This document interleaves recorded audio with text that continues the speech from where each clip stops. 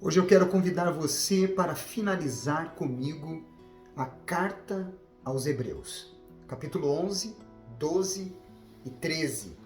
E dentre os assuntos, o que é a fé? A grande nuvem e a carne sempre quer mais. Venha comigo neste devocional tão profundo. No capítulo 11, o tão conhecido capítulo 11 do livro de Hebreus, ele inicia falando assim: ora, a fé é a certeza de coisas que se esperam, a convicção de fatos que se não veem. O que é a fé? Fé significa abandonar toda a confiança em nossos recursos, capacidades e raciocínios. Naquilo que vemos. Significa antes dependermos das promessas de Deus, estarmos firmados nelas. Significa não se interessar por nós. Todavia, a fé é uma atitude interior necessária para a obediência ao Senhor. O autor de Hebreus está se referindo a uma fé em relação às coisas que se esperam e fé em relação a realidades invisíveis, as coisas que não podemos ver, as promessas a serem provadas. Os dois aspectos da fé, certeza dessas áreas visíveis e separação, a certeza de que Deus está no controle dessas áreas visíveis, as evidências do presente, invisíveis, também tinham forte certeza de que as promessas de Deus se cumpririam até mesmo em face de indicações contrárias. Em última instância, é a maneira de encarar a Deus que determinará a natureza da nossa fé. Se vemos um Deus grande, fiel e todo-poderoso, a nossa fé se elevará a esse nível. Por outro lado, se para nós Deus for menor, distante ou menos ativo, então a fé se limitará a esse nível. Já no versículo 4, quando a palavra de Deus diz: pela fé, Abel ofereceu a Deus mais excelente sacrifício do que Caim, pelo qual obteve testemunho de ser justo, tendo a aprovação de Deus quanto às suas ofertas. Por meio dela, também mesmo depois de morto, ainda fala. Quando se inicia a lista dos exemplos de fé extraídos do Antigo Testamento, começando por Abel, nós entendemos nesta palavra que Deus não vê o material sendo oferecido, mas a forma como ele está sendo oferecido. Abel ofereceu com excelência, já Caim ofereceu simplesmente para não deixar passar em branco. Abel é a figura dos que reconhecem a sua dependência de Deus. Já Caim é a figura dos que são autossuficientes. Já no versículo 6, ele diz: de fato, sem fé é impossível agradar a Deus, porquanto é necessário que aquele que se aproxima de Deus creia que ele existe e que se torna galardoador dos que o buscam. A fé é o que nos liga a Deus. O abstrato ligando ao Deus invisível, que é Espírito. Isso só é possível se essa fé estiver alicerçada na palavra de Deus. Deus passa a nos recompensar por estarmos firmes, de fato, em sua palavra. Já no versículo 7, a palavra de Deus diz: pela fé, Noé, divinamente instruído acerca de acontecimentos que ainda não se viam, e sendo temente a Deus, aparelhou uma arca para a salvação de sua casa, pelo qual condenou o mundo e se tornou herdeiro da justiça que vem da fé. A fé de Noé levou-o a agir com base na advertência divina de que um dilúvio cobriria o mundo. Enquanto Noé creu em Deus, o restante do povo desprezou a mensagem de Noé sobre o juízo iminente. A obediência dele foi uma acusação contra os que persistiram na desobediência. A nossa fé torna-se a acusação contra a desobediência deste mundo.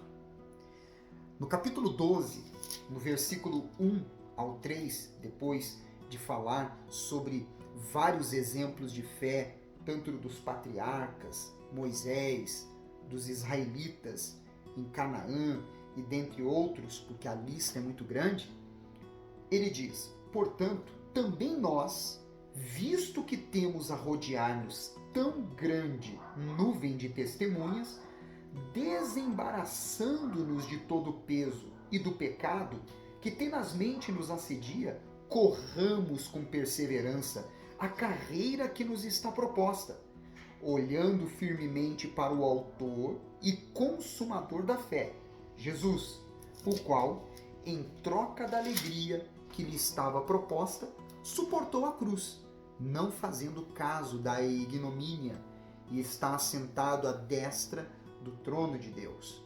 Considerai, pois, atentamente aquele que suportou tamanha oposição dos pecados contra si mesmo, para que não vos fatigueis desmaiando a vossa alma. Usando uma analogia de uma corrida, o autor retrata os antigos heróis da fé assentados num estádio e, por assim dizer, incentivando a cada um de nós a atingir a linha de chegada. Essa é a nuvem que nos rodeia. A evidência da vida de fé que levaram é o seu testemunho. Como os aplausos vindos de uma arquibancada, a vida que tiveram pode nos encorajar a perseverar na fé. Olhar para Jesus significa manter os olhos no único que venceu a morte e ressuscitou definitivamente, vencendo o nosso último inimigo que um dia enfrentaremos, a morte. No versículo 5 ao 8, quando ele fala sobre as provações revelam o amor paternal de Deus para com seus filhos, diz: e estáis esquecidos da exortação que, como a filhos, discorre convosco? Filho meu, não menosprezes a correção que vem do Senhor, nem desmaies quando por eles é reprovado, porque o Senhor corrige a quem ama e açoita a todo filho a quem recebe. É para a disciplina que perseverais. Deus vos trata como filhos, pois que filho há que o pai não corrige? Mas se estáis sem correção, de que todos se têm tornado participantes, logo sois bastardos e não filhos. Deus disciplina de muitas maneiras, às vezes para treinar cada um de nós, ou nos preparar para os seus caminhos, outras vezes para nos punir pela nossa infidelidade. Ele usa pessoas ímpias, as nossas lutas interiores contra o pecado, ou até mesmo as nossas dificuldades pessoais como instrumento de disciplina. Quem não aceita a correção ou não passa por ela, não é filho. No capítulo 13, no versículo 1 ao 3, quando fala sobre os deveres sociais, ele diz: seja constante o amor fraternal. Não negligencieis a hospitalidade, pois alguns, praticando-a sem o saber, acolheram anjos. Lembrai-vos dos encarcerados como se presos com eles, dos que sofrem maus tratos como se, com efeito, vós mesmos em pessoa fosseis os maltratados. Tenha hospitalidade, pois Deus pode estar enviando alguém que você atenderá nessa hospitalidade e seria um anjo. De alguma forma, vai trazer bênçãos para a sua vida. E não sendo hospitaleiro, poderá perder o que Deus preparou para você. Sempre devemos nos colocar no lugar das pessoas. Assim, seremos mais humanos e agradaremos a Deus. Já no versículo 4 e 5, ele diz: digno de honra entre todos seja o matrimônio, bem como o leito sem mácula, porque Deus julgará os impuros e adúlteros. Seja a vossa vida sem avareza, contentai-vos com as coisas que tendes, porque ele tem dito: de maneira alguma te deixarei, nunca jamais te abandonarei. Essas palavras, elas nos fortalecem, não é verdade? Agora, ele nos ensina aqui que a carne sempre desejará mais, tanto no âmbito sexual como no âmbito material.